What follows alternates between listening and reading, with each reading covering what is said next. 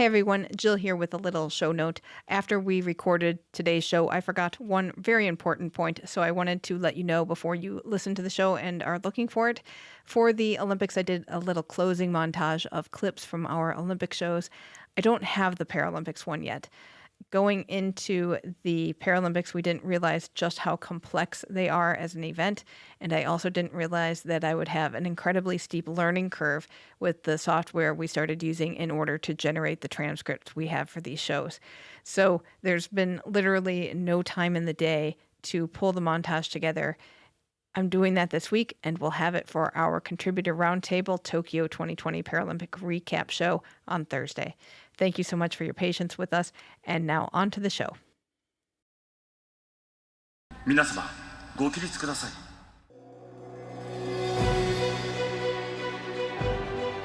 Konnichiwa, Paralympics fans and lovers of Shuklistan, and welcome to Day 13 coverage of the Tokyo 2020 Paralympics on Keep the Flame Alive, the podcast for fans of the Olympics and Paralympics. I am your host, Jill Jaracz, joined as always by my lovely co-host, Alison Brown. Alison, konnichiwa. Konnichiwa. I'm so sad. I know. Sad day. Last day of the Paralympics. Not our last day in Tokyo, though, because we're going to do a wrap-up show, right? That is correct. We will be doing a wrap-up show this week. But so we're not saying goodbye to Tokyo quite yet. But it is bittersweet because the cauldron has been extinguished and everyone is on their way home, and everyone from the organizing committee has tucked in for a nice long nap. Oh, I hope they had a nice drink first, nice little container of sake, and we'll sleep for several days. All right, so we have a little bit of sporting action today. We've got the closing ceremonies as well, a little bit of news and follow-up.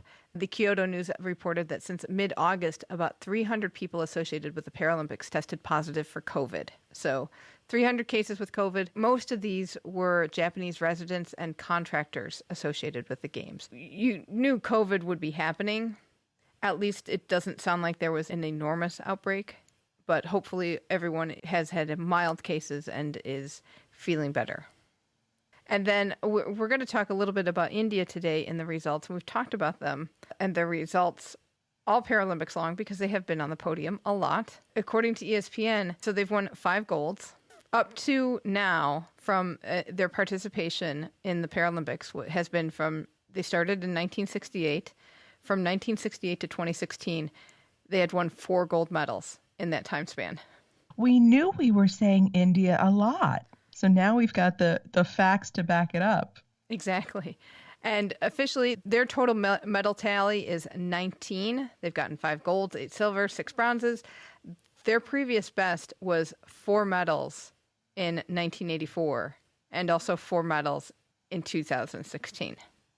So they have, and we'll talk in badminton. That's where we get some more action from Team India.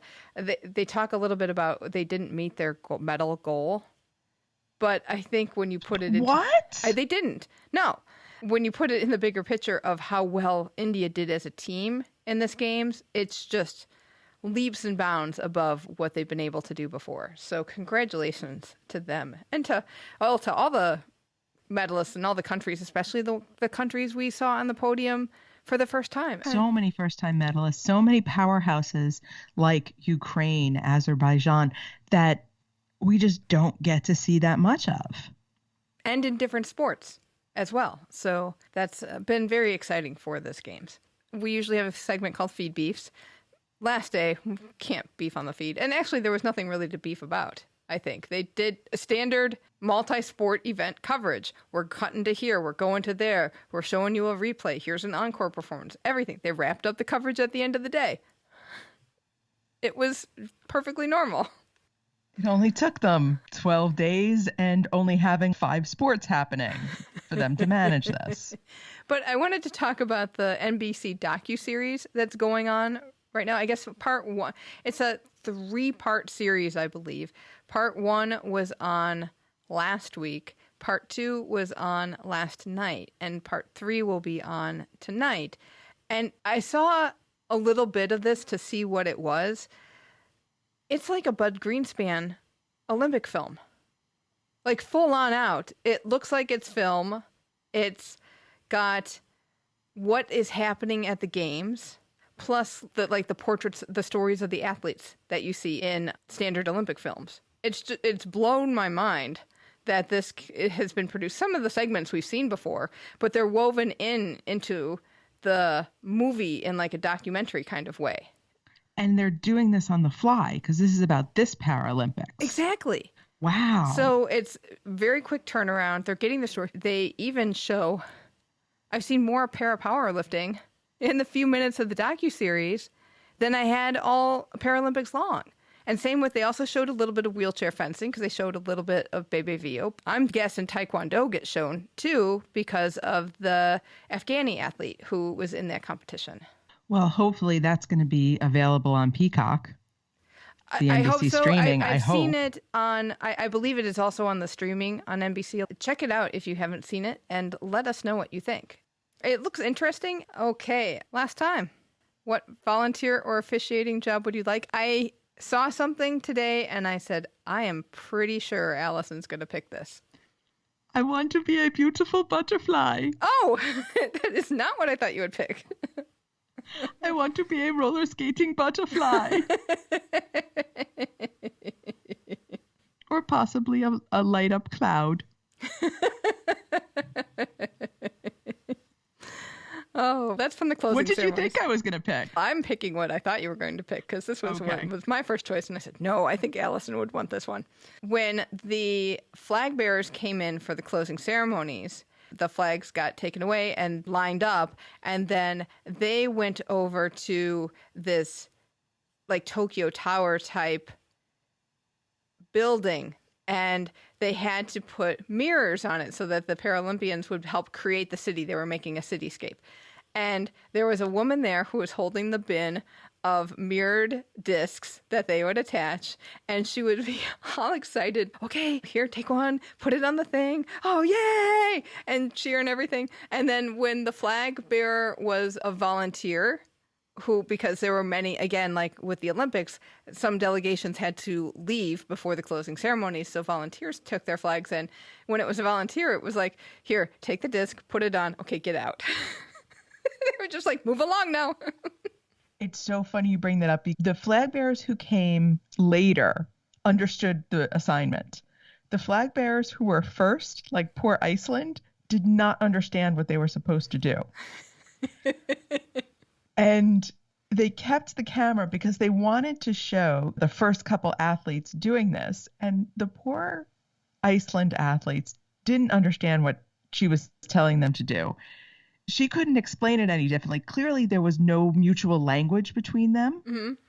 So she's sort of miming what is supposed to happen. And they're just looking at her like, what? And then they finally got it, and she applauded them and bowed for them. And they were just like, now what do we do? And then another volunteer comes and escorts them away. And you can see the two Icelandic flag bearers looking at each other. I do not know what just happened. Right. And it wasn't necessarily obvious that they were putting the sparkle on this tower that would then be erected for the rest of the set. It was easier when you went away. But I think probably that volunteer, because she had to be so effusive and explanatory, that became part of her shtick going forward. It was fantastic. All right. Before we get to today's sporting action, this is usually the time in the daily recap show where we tell you about our Kickstarter campaign. We've been doing this for both the Olympics and Paralympics to help fund our on-the-ground coverage at Beijing 2022. We did it. We crossed the finish line. Thank you, everyone who has given to this campaign and supported the show. It's meant so much to us. I'm thrilled. I can't believe it. I feel like those kids at the end of the race, and they don't know whether to jump up and down or fall down on the track crying. So incredibly grateful. Yes, we appreciate this.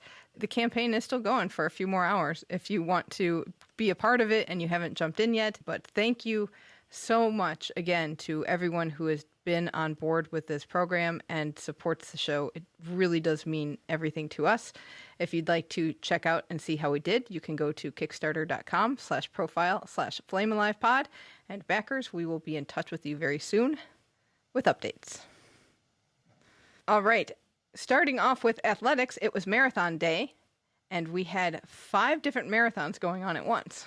Well, it's watching the New York City or the Boston or London Marathon where all the competitors are going at the same time. And I can't remember if I said this on the air or just to you. I liked it so much better than the way the Olympics does it with separating the men and the women. Mm-hmm. Yeah, I agree. There were only 66 participants across all 5 classes. So it doesn't make sense to split it up into different things and create this big course and block off traffic for very small contingents of people. And it's nice because if you're spectating or you're volunteering, you have waves of participants coming through, and it's something to look forward to. There were a lot of spectators, even in the rain. There were. I know they said stay away, but it does make me a little happy inside. The Tokyo residents did not stay away. And it was hard conditions. It was raining, it was foggy, it was cold. It was a little tough to watch, to be a spectator. It wasn't like a lovely sunny day where you could just get a lawn chair. Mm-hmm. They had to be hardy folk to be out. And the bits and pieces that I saw, they'd roll by tables or run by tables, and they'd be like, here is the sponge table, here is and it would be empty. And it's just because I don't think they needed to have the sponges, because they've planned for heat and humidity, not 19 degrees Celsius. Well, we did get to see the Tokyo Marathon course. We did. That was nice. And it was lovely. Liked it better. Gotta be honest. Well, we can't. Sapporo was just shoved this race. They didn't have much time to plan.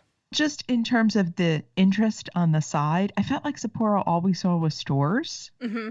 This, I felt like we got to see a little bit more of the city. But we know where the Starbucks is in Sapporo. So we'll start with the men's T54 wheelchair class. Gold went to Switzerland's Marcel Hug. The silver bullet. Silver went to Zhang Yong from China, who got a personal best. And bronze went to Daniel Romachuk from USA. Who I can't imagine how he could see crossing the line because he had his glasses on and they were all foggy. I tried to go back and figure this out because when I heard he won the bronze, and they showed a clip of him finishing, but every time I found marathon coverage in the overnight, it was always a women's wheelchair class or a visually impaired class. I'm not sure I caught him out on the track. Did you see him actually race? I did. I did see most of this race. So Hugh and Zhang were together, good portion of the race. And then there was this second peloton, for lack of a better word, of a bunch of racers. So Zhang and Hugh came into the stadium. They were pretty close together. And then this other peloton with the last 2-3 kilometers started to spread out. But you still had a few racers coming into the stadium at roughly the same time. So it was a good race. All these races, except for the women's vision impaired, were close. Yes. The women's T54 wheelchair class was really close as well. Australia's Madison De Rosario won with a Paralympic record just a few seconds before Switzerland's Manuela Scher. And bronze went to Nikita Den Boer from Netherlands, who got a personal best. 1 second separated. Oh, geez. Silver and gold. And then 4 seconds separated silver and bronze. They were battling it into the stadium. Watching at the end, the camera angle that we saw was head on for the finish line, and you could see Manuela Scher just smile in a "you got me" kind of way. Like, well played. I didn't do what I had set out to do, but I tried, and you just bested me. And in her post-race interview, Madison De Rosario said, I knew Manuela was right there. I didn't know how close. And she said going around the stadium, she had 2 thoughts, that she really wanted to win, but if she wasn't going to win, at least it was Manuela. Oh, that's nice. So there's definitely a relationship and a respect between those 2 athletes. And then the Americans, Tatiana Mcfadden finished 5th. And what's Suzanne Scaroni's story? Suzanne Scaroni was in the lead by herself until about 3 kilometers to go and then just faded on the last climb. Just couldn't keep up and ended up in 6th. Oh, that's too bad. Climbs will do it to you. And Tatiana Mcfadden's finish was actually quite good, considering that after Rio, she had developed blood clots and couldn't train for about 18 months. So the fact that she's at these games and still medaling and doing entire marathons is really fantastic.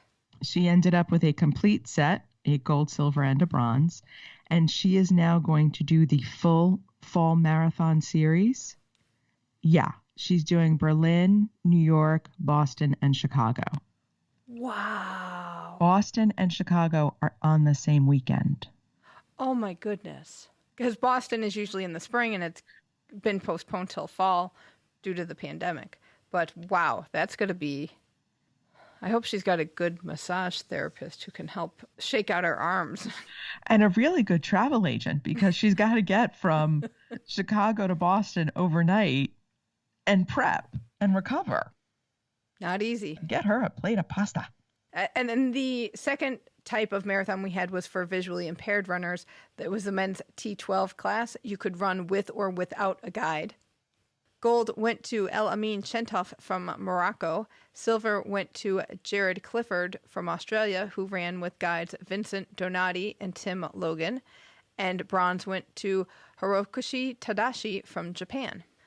And then in the women's T11 and 12 class, which is combined, gold went to Michishita Misato from Japan, who ran with guides Shida Jun and Aoyama Yuka, who set a Paralympic record. Silver went to Elena Petova with guide Grigory Andreev from RPC, and bronze went to Luzanne Kotze with guides Badenhorst and Klaus Kempen, and they're all from South Africa. She set a world record for the T11 class. So marathoners can use up to 3 guides in the race so that they can switch off. Much like we saw in the 1500. Yes. Watching Michishita win was so fantastic. Getting that Japanese medal in the marathon on the last day, it's what you hope for. That's the moment. And she's all serious when she's running. And then at the end, she's laughing and crying, and just a little, talk about a pocket rocket. And I noticed on their medal ceremonies, not all guides got medals during the ceremony because Michishita tried to give her guide the medal at first. She tried to do the, I give you the medal, you give me the medal, but at that ceremony they weren't giving guides medals. And I saw it was either this one or another ceremony where the guide was getting a medal, and I didn't understand, like, why is one set with a guide not getting a medal and one is, but that was because this is me speculating, but it's an educated guess, one guide through the race. I would imagine that if you have more than one guide, they wait and give all the guides medals at the same time. Just like they do in relays, when if you've swum in the prelims of a relay, you get the medal later. That is my hope. That's what happens. The final marathon we had was a men's T46 running class, which was an upper body impairment. Gold went to Li Chaoyang from China, who set a Paralympic record. Silver went to Alex Douglas Pires da Silva from Brazil, who set an area record. And bronze went to Nagata Tsutomi from Japan, who was thrilled. But the 2 Japanese men who won bronzes were just like over the moon, beyond excited to be able to achieve this at home. We've wrapped up play in badminton. We had wheelchair classes for most of the competitions. So we started with women's doubles, WH1 and WH2 class. These are wheelchairs, so they play on a half court. Gold went to Satomi Sarina and Yamazaki Yuma from Japan. They beat Liu Yutong and Ying Men Lu from China. And bronze went to Sarijat Pukam and from Thailand. In the men's doubles, WH1 and WH2 class, gold went to China for the team of Mai Jianpeng and Kuo Zimo, who beat Korea's Kim Jong-jun and Lee Dong-sup. Bronze went to Japan's Kajiwara Daiki and Murayama Hiroshi. In the men's singles WH2 class, gold went to Kajiwara Daiki from Japan, silver went to Kim Jong-jun from Korea, and bronze went to Chan Ho-huen from Hong Kong. Japan did nicely on the last day. They definitely bumped their standing on the medal table. In men's singles SH6 class, this is a standing class for athletes who are short of stature. Gold went to Krishna Nagar from India. Silver went to Chu Man Kai from Hong Kong. And bronze went to Kristen Coombs from Great Britain. Again, when I saw this, I got all excited because India is atop the podium again, and we know that they've just crushed it compared to previous Paralympic Games performances. This is their second badminton gold, and Nagar had said that India had committed to winning 5 to 6 medals, and they won 4 for badminton. In one sense, you go, well, you didn't achieve your goal, but by golly, the whole team has done great. Let's not discount how fantastic the team has done. And I'm glad to see India having those kind of reach goals, because we know from reading Abhinav Bindra's book that sometimes sport gets the short shrift in India and doesn't get the support it needs. So to do so well and fall a tiny bit short may actually be the best combination of outcomes for them to get more momentum and more money. Exactly. In the men's singles SL class, this is a standing full court, low-level impairment to both legs or one side class. Gold went to the reigning world champion, Lucas Mazur from France. Silver went to Suhas Yatiraj from India, and bronze went to Saitawan Freddy from Indonesia. And then the women had one singles match today. It was the SL4 class.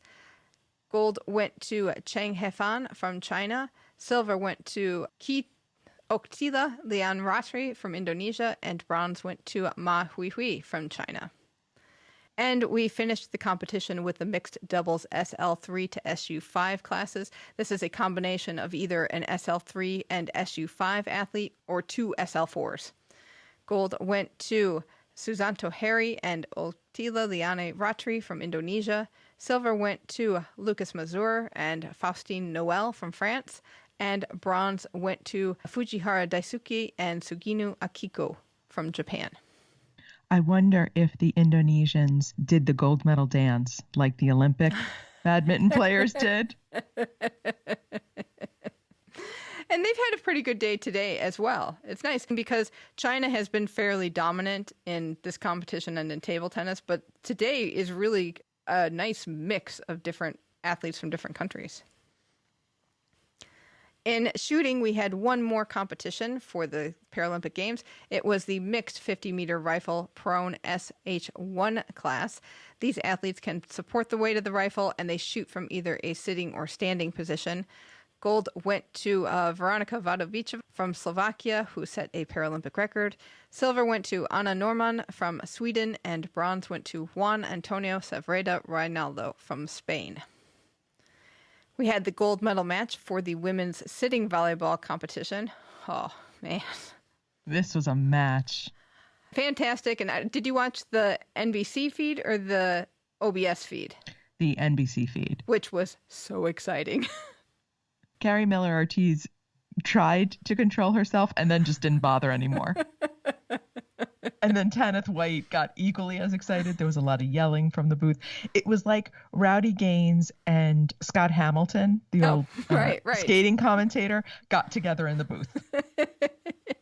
It was a great match. USA beat China 3-1. They were up 2 sets, and China came back and won the 3rd set. So they went to a 4th, and it basically was, don't discount China. Don't count them out. They could very definitely come back and take this. But USA held fast, they rallied, and they pulled out the gold medal victory. So they repeat as gold medalists. The last point was on a service ace by a girl who had not played the rest of the game, and she's all of 20 years old. Yeah, that was amazing. I think she had come in before to just serve. So she served her point, got the point, and then came off the court again and swapped out. So yeah, it was, when we were watching it, we were just like, we knew she was coming in to serve, and she was a great server. We didn't expect that the serve she hit was going to be an ace. And it was just like, wait, that happened? It was fantastic. It was like that goal ball overtime that was over in one throw. We were all prepared. We were sitting in for this long slog, and then all of a sudden it's over, and oh my goodness, what just happened? But really good play again in the gold medal match. Right. And long rallies sometimes. It was just both sides just would manage to come away with making the ball go where they needed it to go. And I think China issues in the beginning were getting called on lifts or getting called because you were on the wrong side of the 2-meter line, that kind of thing. And those mistakes added up real quickly for them early on. But then when they rallied and they regrouped and came back and were very solid in that third set, but not enough time, not when the U.S. can also regroup. Rounding out the podium, gold went to USA, silver went to China, and bronze went to Brazil, who beat Canada 3-1 yesterday. In the men's wheelchair basketball competition, another great game. Japan started off really strongly, like hitting shots. Their field goal percentage at the beginning of the game was phenomenal. But the commentator made a point of saying that it was like big brother, little brother playing basketball. And his point was Japan is a young team. It's relatively new on the international scene as a powerhouse. And they kept hitting shots and kept hitting shots in the first half were so amazing. But the big brother USA, which sounds dismissive, but I got his point, was like, no, not quite. No, we're going to pull out a little bit. Just that one little bit better. The more experience, the being able to come back from behind. And it felt like that in a way. Once he gave that analogy, I said, oh, I see what you're saying, because Japan had so much enthusiasm and so much energy and so much, I'm just going to throw it all out there and try shots that nobody else should take. And the U.S. was very patient and just waited. Okay, you're done. Now I'm going to show you how it's done. And then Japan was like, no, I can do this. I could do this. And then throw everything at it and get ahead again. And then the U.S. would just patiently come back. It was really fun basketball and two very different styles again. Very nice. Which I love on the international scene. Very nice. So yes, the U.S. did beat Japan 64-60. Very tight match. Japan at the end, just like the tears from some of the Japanese players were just heartbreaking. But you did win a silver. But excellent game, excellent tournament. Wheelchair basketball was just a lot of fun to watch. The bronze medal game also happened prior to this one, and Great Britain beat Spain 68-58. And it's sad there's no more competition left. No more of those pretty medals and flower arrangements. Mm-hmm.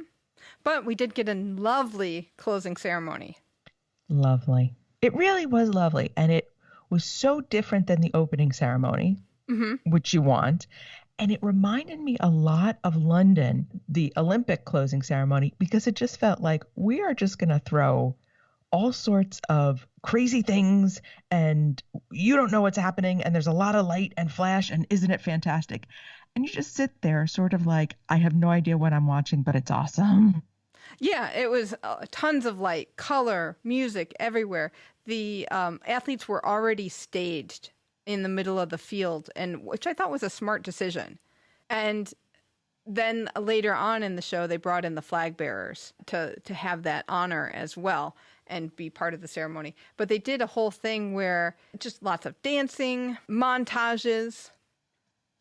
Millie Tapper made an appearance in the opening montage, Which I loved. I was so excited to see her. Did you wave? I waved.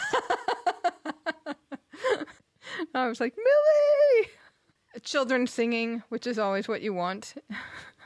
The costumes were a cross between the Pillsbury Doughboy and the Stay Puft Marshmallow Man from Ghostbusters. You always want to see singing children, and they were beautiful and lovely, but those costumes distracted me. But costumes, my goodness, the costumes. Very cool. Tons of work went into them because they were all very different. It was like they wanted to portray regular Japanese people in everyday life wearing regular clothes because they were showing the Shibuya crossing intersection, which is very busy and vibrant and a place where you see a lot of different stuff everywhere you look. They got that feel with just so much to look at and you can't take it all in. And then there was all the people in costumes who were the beautiful butterflies and the LED clouds. And I did not understand everything that was happening, which to me is what a closing ceremony should be. The closing ceremony should just be so much light, so much color, so much joy. And this had that. And then they brought in these buildings. And by buildings, I mean, I heard Ahmad Fareed say something about old kimonos being repurposed to make these. I am not sure if I understood that correctly. I heard him say that too. And it almost, the way he said it was the kimonos from the opening ceremonies, the costumes for the opening ceremonies. But I didn't quite understand how that would work. So we'll have to look into that a little bit more, because they did have a soft look to them, like they would have been billowy. Yes. So I could see that it could have been made from fabric. But they were very cute because they were billowy and puffy and skyscrapers. And then, as we said, they had a Tokyo Tower, and then they had another tower that was bedazzled by the flag bearers. And there was a lot of dancing and music with people who couldn't make music necessarily, and percussionists and wheelchairs who had drums on their wheels and pads on their bodies that were different symbols kind of things. It was just a lot of fun. Did you cry when you saw the Afghan athletes? I didn't see them, to be quite honest. I missed them. The two Afghan athletes brought in the Afghan flag. Started to cry. It'll get you. I hope they get to their next destination safely. Agreed. The best moment for me, they did a special thank you to the city volunteers and the facility volunteers. One of the women had a service dog. The service dog had a volunteer uniform. That was fantastic. They also had a little montage with all the volunteer stuff. And it was basically like every job we wanted to do, which involved cleaning. I was really surprised in that montage how much of the security positions they showed, because they showed someone using like a metal detector to check for bombs under a car. And I was surprised that they included, we all know that happens, but that they would highlight some of those things. The cleaning, yes. And man, there was cleaning going on that we did not even know about. Oh, I know. All I could think was in 25 or 45 years, when people go back to look at this, because they'll have plenty of video from these games to look at. And they'll look at this montage and go, what was going on? With all of this cleaning of the balls and tables. You know, sort of like how you and I would look at pictures of air raid drills. Where kids would go under their desks, and that's more our parents. And it's so strange to look at. You're like, oh, what did you think Duck and Cover was going to do for you in an atomic bomb? And I wonder if that's going to be the look at this game. What did you think spraying the ping pong table was going to do for you? We didn't know any better right now. But I just thought of that as just a historical moment to recognize. It's going to be interesting to look at these games in the future. The handoff between Tokyo and Paris. Oh. First of all, both mayors were so fierce with their dress choices. Oh, see, I thought Governor Koike from Tokyo, stunning. Oh, her dress was so stunning. And then I thought Anne Hidalgo, who is no fashion slouch, and her dress was lovely. But then I thought it was like the ankle pants of dresses. I loved the color. The color was beautiful. It was like a peacock blue. And just very stylish, and it was elegant. And when you saw it up close, you saw details that you didn't see far away. But Governor Koike just wore this very flowing black and white geometrical gown that up close the fabric was puckered a little bit, so it flowed and billowed even more. It was so elegant. But wasn't it so Tokyo and Paris? It was. You know, in their fashion statements, it felt very much like Tokyo handing over to Paris. And I didn't notice this at the Olympics, but I thought today, I wonder if this is the first time it's been two women involved in the handover. That could be. I would not be surprised. But then the Paris presentation. Oh, this Killing one was it again. Good. Yes. And I thought it was better than the Olympic one, to be honest. I did. Much shorter. It was shorter. So in the beginning, they had a dance troupe that included people of all levels of ability, but they were all seated, and so that they could all be seated with those who were seated in wheelchairs. And they did a kind of a dance with their arms and forearms and hands. And at the end, they ended up spelling Paris 2024, which I just loved this whole thing. I thought it was very cool to watch. Very clever. And they made a point of saying that exactly 15% of that troupe were people with disabilities going with the We the 15 campaign. Yes. And then they moved back outside to the Eiffel Tower and had another, let's crowd around and have a DJ. The DJ had ALS, and so he controlled his turntables and computer setup with his eyes. He had a voice adapter with that, so he could speak every now and then with it. And that was really amazing to see. And they had some dancers and some break dancer type things and acrobatic type stuff going on. And it just was lovely. And then at the end, they showed the Eiffel Tower CGI'd with a prosthetic. So that one of the standing legs of the tower was a prosthetic, and then the CGI'd Paralympic flag. Which looked very much CGI'd compared to... Not as good as the Olympic version that they did. But yes, did you have the same reaction to the Paris event saying, oh my God, put your masks on, people? Yeah. But again, that was my big problem with the Olympic version, was that it was a big crowd of people. But it was a lot of fun. I'm so looking forward to Paris because based on the competition here and the level of competition and the abilities of these athletes, Paris is just going to be phenomenal. And I'm hoping we will get many more countries coming because no COVID, we hope, and traveling being easier to Paris versus Tokyo. I hope. But I'm hoping that the French people are inspired to just put on a great games. Within budget. Farid was ready to go to Paris right now. He was. He really was. Is somebody from NBC listening? Because remember how we said Hashimoto Seiko never got any airtime on these opening ceremonies?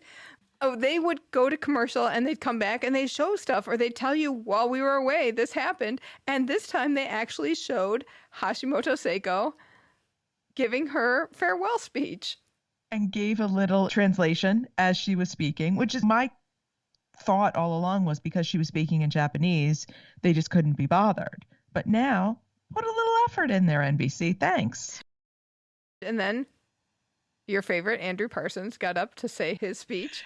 What was really funny was his enthusiasm was not being matched by the crowd. I think the athletes they were a little exhausted. I don't think the weather was terribly nice. I think it was still cold and damp. And wasn't this the greatest games ever? And then you'd hear a smattering of applause. Like, I'm cheering for you, Andrew. At the beginning, he says, it's a great games. What more can I say? And then he went on to talk for another 5 minutes. I'm like, apparently a lot, Andrew. Oh, I'm sure he has a lot to say anytime. He's a talker. He's an effusive, passionate talker. And I don't mind it. He's right. They were a great games. It was so sad to see the cauldron go out. And this one, the musical run-up to closing the cauldron got me. Because they did this beautiful version of What a Wonderful World with multiple musicians and singers and people of different abilities. And then the children's choir comes in. And then they continue to play a few final notes with the piano and close the cauldron. And I thought the Olympic cauldron closing, it's the same cauldron. Killed me the first time. Mm-hmm. The way they did the music this time, they played with my emotions. They did. Oh, it was really emotional and heartwarming and heart-wrenching all at the same time. Felt very final, like we really are saying goodbye to Tokyo. It was fun. Tokyo, you did a great job with what you had. Oh, man, how they pulled this off. Still, I'm going to be in awe on this. Whenever we look back on, we look at history, this is going to be one of those, I still can't believe it happened. Probably. And to pull it off and we know that the organizing committee has to close up shop, basically. So they'll be around for several more months, at least to the end of the year. And I know we're just going to hear stories of how much these games cost and who's paying for what. And I hope that doesn't overshadow the magnificence of what happened in the competitions for both the Olympics and the Paralympics. And I hope it doesn't overshadow how much it meant to these athletes to get to compete, because it's been so hard for them to do what they do, and to have your job, your role, your purpose in life taken away because of the pandemic is very hard and frustrating. So it's nice that the games could happen in some way, shape, or form. May not be what we thought, but they happened. You know, after the marathon, when they interviewed Susanna Scaroni, she said, even when we were watching the Olympics, we weren't sure because we knew what we had talked about. She reiterated, if something went wrong, they were going to cancel the Paralympics. And she said, until I got on the track, I didn't believe I was going to get to compete. And I think a lot of these kids felt that way, that until they were in the venue and the competition was happening, there was always that chance that they were going to shut it down. And the fact that they made it through, yes, 300 COVID cases is no joke and not to be excused and not to be pushed aside. And yet it could have been I mean, what they were predicting was thousands of COVID cases, people bringing COVID back home all across the world. This was going to be a worldwide mega spreader event, and it was not, either the Olympics or the Paralympics. Amazing job, Tokyo. So well done. We knew that these were going to be a phenomenal games. Different phenomenon than what we originally thought when we said the first time, oh, there's 1 year to go. And the first time we said it's an Olympic year, but phenomenal nonetheless. And it's nice that Paris is only 3 years away because of the inspiration that the athletes, especially here in the Paralympics, the inspiration that these athletes had given, and getting to watch these competitions. I'm so glad we get to watch them again in 3 years and not 4, because I think it's going to be hard to find some parasport to watch in the meantime.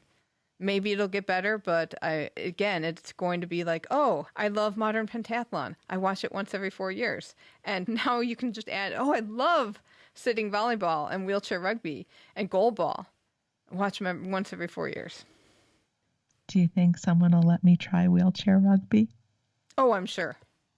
I really want to try it. oh, I'm getting on that one. I'm getting on it. I would totally do that. Go really fast, crash into people. Of course, I'm like 5 feet tall, so they would just be like, the little girl, we don't have a wheelchair that small. Oh, no, they would find something. They'd get something to fit you. Please. That Make it happen. That sport encompasses all point values. And they'd want you on the team because you would give them that extra half point. I know. Well, I'd give them a lot of points because my skill level would be very low. You would be the half pint who gives the half point.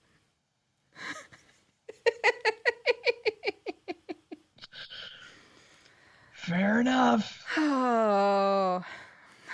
Okay, that does it. I keep wanting to talk, but there's like the cauldron's out.